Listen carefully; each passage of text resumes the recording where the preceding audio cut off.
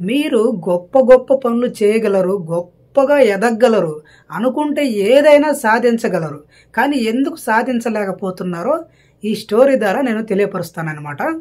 అయితే పూర్వము గురుకులంలో ఒక గురువుగారు ఉండేవారు. ఆ గురుకులంలో ఉన్న విద్యార్థులందరికీ విద్యాబోధన చేస్తూ వారి యొక్క పోషణ విధానాన్ని కూడా అతనే చూసుకుంటూ ఉండేవాడు. అయితే గురువుగారు వృద్ధుడై, అంటే వయసు అయిపోయి శరీరం సహకరించని స్థితిలో ఉన్నాడు.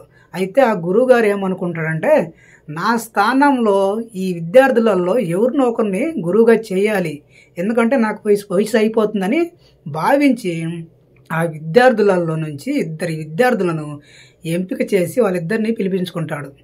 పిలిపించుకొని వాళ్ళకి ఏం చెప్తాడంటే, కొన్ని గోధుమ విత్తనాలు తీసుకొని సీసాలో పోసి సమానంగా ఇస్తాడు. ఇచ్చి వాళ్ళ చేతిలో పెడతాడు. చూడండి, నేను తీర్థయాత్రలకు వెళ్తున్నాను, 2 సంవత్సరాల తర్వాత వస్తాను. అప్పుడు దాకా ఈ యొక్క గోధుమ గింజలను చాలా జాగ్రత్తగా చూసుకోండి. నేను వచ్చిన వెంటనే వీటిని చూడంగానే సంతోషపడే విధంగా ఉండాలి. చాలా జాగ్రత్తగా నాయంత గౌరవంగా వీటిని చూసుకోవాలని చెప్తాడనమాట. చెప్పి ఆ గురువుగారు, నేను వచ్చినాక మీ ఇద్దరిలో ఎవరినో ఒకరిని ఈ గురుకులానికి గురువుగా చేస్తానని చెప్తాడనమాట. చెప్పి తీర్థయాత్రలకి గురువుగారు వెళ్తారు.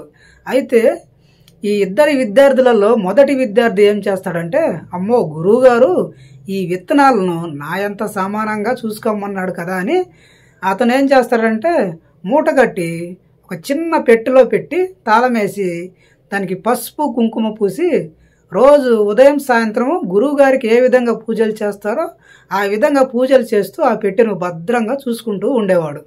ఆ రెండో విద్యార్థి ఏం చేస్తారంటే, ఆ గురువుగారు ఇచ్చిన విత్తనాలను తీసుకొని 1 ఎకరం మోయిన స్థలము శుభ్రపరచుకొని ఆ ఎకరంలో ఆ విత్తనాలు చల్లుతాడు.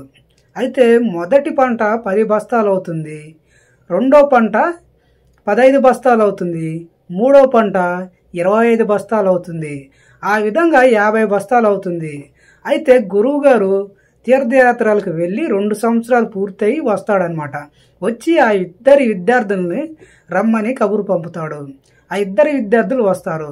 అందులో మొదటి విద్యార్థిని, నీకు ఇచ్చిన విత్తనాలు ఏం చేసావని గురువుగారు అడుగుతాడు. అప్పుడు ఆ మొదటి విద్యార్థి ఆ పెట్టెను తీసుకొని వచ్చి ఓపెన్ చేసి మూట ఉప్పదీసి గురువుగారికి చూపిస్తాడు విత్తనాలని.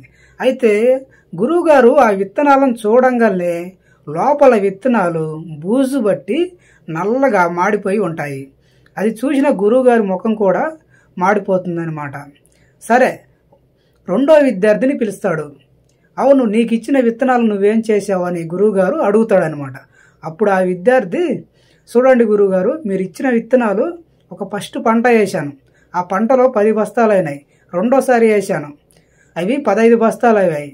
మళ్ళీ మూడోసారి పంట వేశాను, అవి 25 బస్తాలు అయ్యాయి. మొత్తము 50 బస్తాలు అయినాయి గురువుగారు మీ ఇచ్చిన విత్తనాలని చెప్తాడు. అప్పుడు గురువుగారు, ఇప్పుడు ఈ గురుకులానికి కావాల్సిన గురువు నీవే అని ఆ రెండో విద్యార్థిని ఆ గురుకులానికి గురువుగారు ఆయన తర్వాత స్థానంలో గురువుగా నియమిస్తాడనమాట. సో ఫ్రెండ్స్, ఈ కథ ద్వారా మనకేమర్థమైందంటే, మనం చేయగలము. ఆ మొదటి విద్యార్థికి ఆ విత్తనాలను ఏ విధంగా వాటిని రెక్టిఫై, అంటే దాన్ని డబల్గా చేయగలడో అనే ఆలోచన అతనికి ఉన్నది. కానీ గురువు గారే చెప్పిన మాట ప్రకారము దాన్ని గౌరవంగా చూసుకోవాలనే ఉద్దేశంతో అలా ఉంచాడనమాట.